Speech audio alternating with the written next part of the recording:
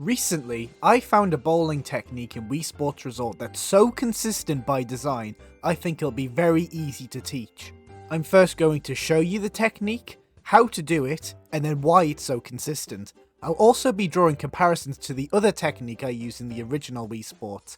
This is how to bowl consistent perfect games in Wii Sports Resort 10-pin bowling.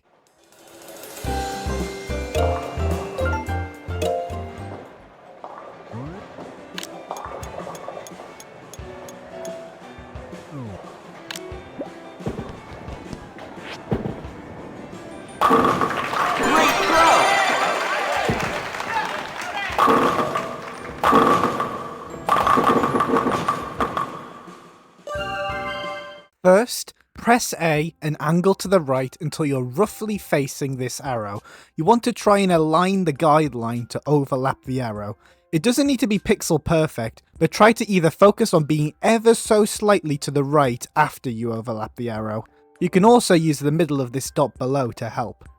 Hold B and swing back a little to let your character do the full run-up. Lift your Wii remote up high and across your body, then flick your wrist quickly upwards and to the left whilst letting go of B. This is going to curve the ball right between the 1 and 2 pin and create a bunch of movement within the pins, which is known as pin action. For left-handed players, inverse this setup.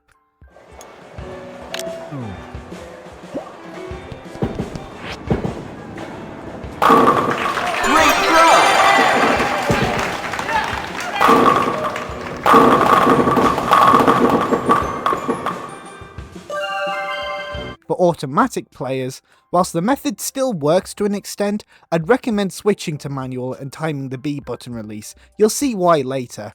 If you swear by automatic, you'll want to move your angle further to the right. That's all that needs doing, so let me explain why this works.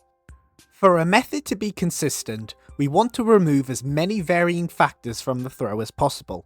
In Wii Sports Resort, there are 7 factors that affect your throw, these being the position of your alignment,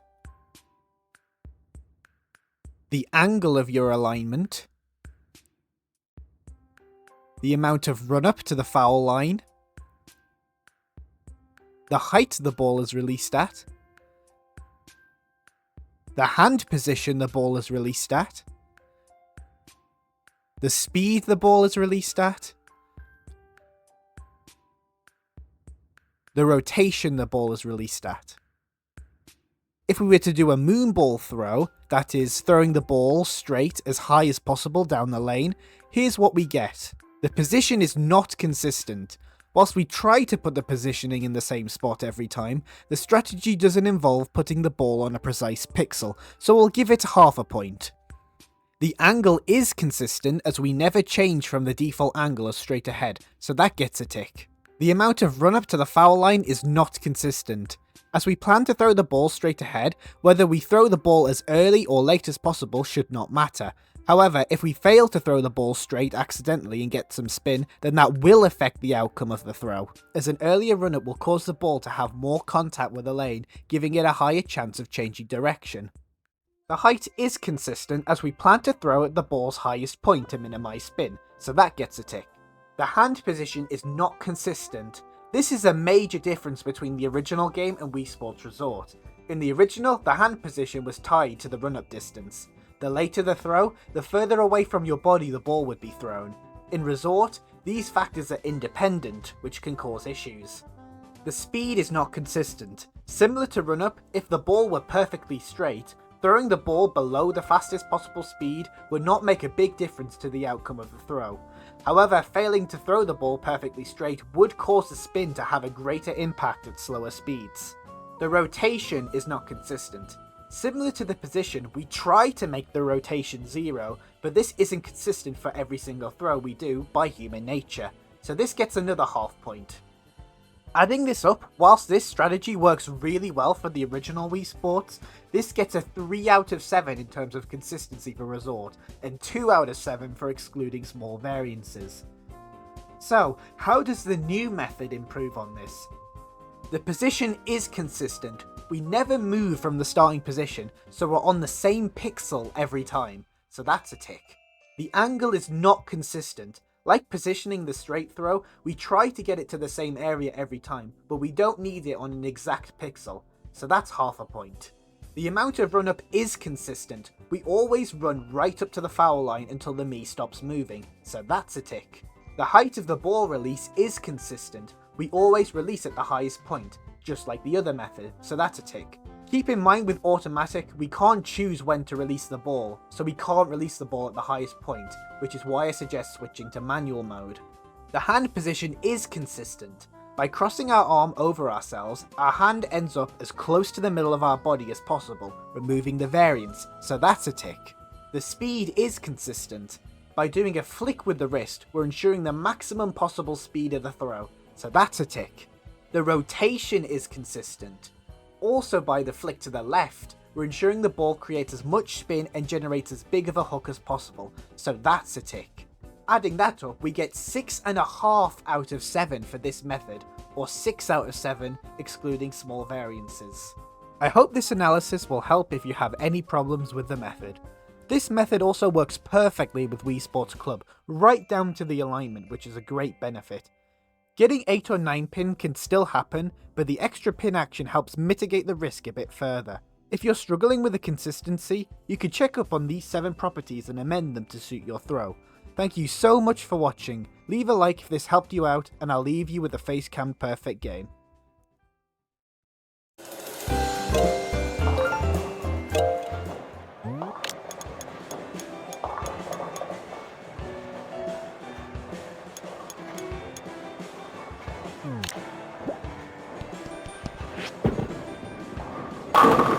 Great throw!